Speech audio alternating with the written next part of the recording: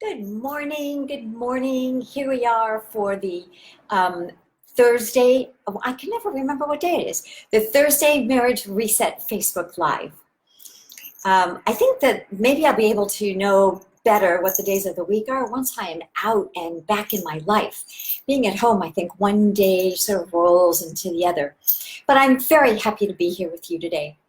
I'm going to talk about listening today, but I have a question for you first. How well do you think you listen? So I'll give you a minute to think about that, because listening is a skill. It's an important skill. Jim, hi and welcome. Listening is a very, very important skill set. You know, love is not enough. Love plus self-knowledge, plus partner knowledge, plus the essential relationship success skills equals a happy, lasting relationship. So listening is one of those skill sets that's in that toolbox of essential relationship success skills. There's an old saying that God gave us 2 ears and 1 mouth so that we can listen more and talk less. There are 2 reasons to listen, just 2. One is to receive information from the sender of the communication, from the person that you're listening to. And the second reason is so that you can respond. You can respond. And you want to be able to respond in a way that is appropriate, that is on track, that is directly related to the person that you're speaking with. An engaged listener has the ability to hold the space with non-judgment, in a non-judgmental way, without their own agenda, to really listen for feelings, for information, or to give advice. Those are the 3 things that we're going to talk about specifically this morning. We listen for only 3 things. We listen for feelings, we listen for information, and we listen for problem solving. Let's talk about listening for feelings. First of all, when you're a listener, it means listening. You don't have to respond. You don't have to say anything profound. You don't have to add to the conversation. Listening is about holding the space and making the person who is speaking to you feel comfortable, respected, regarded, and heard. And the way that you do that is you make eye contact. You may lean in sometimes. You may turn your head, nod a little, just to give them a sense that you're connected, you're on it. You don't have to talk. You don't even have to utter. You don't have to say, mm-hmm. You don't have to do any of that. Hold the space quietly and respectfully. When you listen for feelings, don't feel like you have to match those feelings or get involved with the other person's feelings. You're listening actively in an engaged way, and you're holding the space for the person to say, to express, to experience everything that's going on inside them. So the first is to listen for feelings.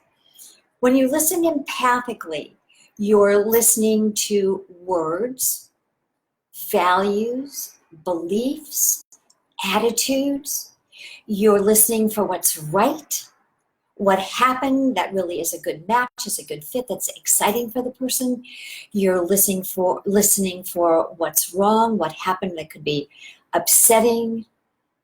So there's a whole range of things that you're listening for. Problem solving, you're listening, that's the second piece. You listen to problem solve. There are 3 problem solving conversations, different formats or structures. When somebody is talking and you're listening to problem solve, you're not having any of those conversations. Don't confuse having a conversation to problem solve with listening to someone for the purpose of problem solving, because problem solving doesn't happen while they're talking. Right? Are you surprised about that? Problem solving doesn't happen while somebody is talking. It happens afterward in a very separate conversation. So when you're listening to problem solving, you're listening for content. What happened? You're listening for the facts. Again, not so much the feelings, but for the facts. What happened? What worked? What didn't work? What is the part that needs to be resolved, either with you or with another person? When somebody sits down and talks to you, the very first thing they should do is let you know how they want you to listen. Because as a listener, we're not clairvoyant. We don't just know, and you never want to assume. So if you're talking to somebody that doesn't really have this skill set in place, you want to say to them very gently and respectfully, how would I best serve you by listening? How can I listen? They may not understand, so you say, shall I listen for your feelings? Is this something that's upsetting? Might we be problem solving at the end of the conversation? Or am I listening for information? So just ask. Listening to problem solve. It's not about problem solving in that moment. It's about listening for information, listening for the facts, listening for the characters, so to speak. Who is involved? What did they do? What did they say? What didn't they do? What didn't they say? The facts, ma'am, just the facts. And the third way that you're listening is for information. For information. So you might be asked to do something at the end of the conversation where you're listening for information. You might be invited to offer your advice, and I'll talk about that in a minute. You give advice in a very particular way. You might be invited to offer your point of view or your perspective. So you're listening for information. And again, it is more for the facts, more for the content of the conversation, of what the sender is saying to you, rather than for the feelings. I don't mean that you never want to listen empathically, but that isn't the focus or the point. So if you're listening for information, you're listening because there might be something that you need to do. So I have a great story about that. My late husband, Mark, it was a Saturday morning and he was going to run some errands, and I gave him a list. He had to go to the pet store and get dog food and go to the cleaners and pick up clothes. And there were a couple of things on the list that were ours and a couple of things that were his. So I combined our lists and I wrote the list in a very particular way. I gave him the list and off he went.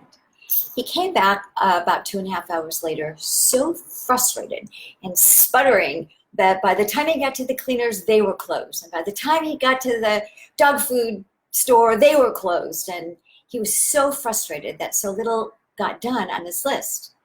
And I said to him, so when I gave you the list, did you go to each place? Did you follow the list from the first thing on the list to the last thing on the list? And he looked at me very strangely and he said, no, I looked at the list and I decided everything that had to be done, and I started with the place that was the furthest away and worked my way home. It occurred to me that I had given him the list in order of how soon places were closing so that he could make it to each place before they closed.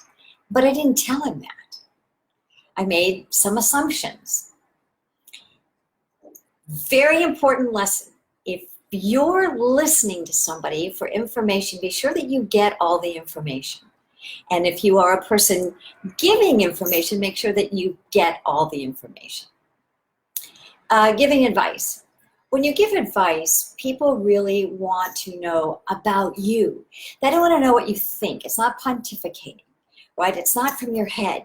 Advice giving sounds like this. I remember a situation similar to this, and would it be helpful to you? Always ask. And would it be helpful to you if I shared my experience? That is giving advice. Not from your head, not telling somebody what you think they should do in any particular situation. And when you give advice, don't be married to your advice. Don't be married to your agenda, to the way that you think people should receive what you're offering in terms of advice. Don't expect them to take it. Just offer it for their consideration. If it matches for them, if it makes sense for them. then they'll take it. If not, let it go. You have done your part as a listener. You've held the space respectfully. You've been engaged.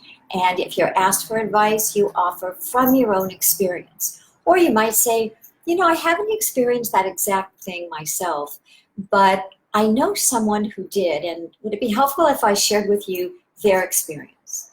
Or you might say, I haven't experienced that exact thing, but I'm imagining that what I might do is. And so those are the ways that you want to give advice. So let's recap. Listening. You have 2 ears, 1 mouth. Very important to hold the space very respectfully for the people who are talking. You're listening for feelings. You're listening to problem solve, which is a separate conversation from the listening, or you're listening to for information or to give advice. Okay, that's it for me.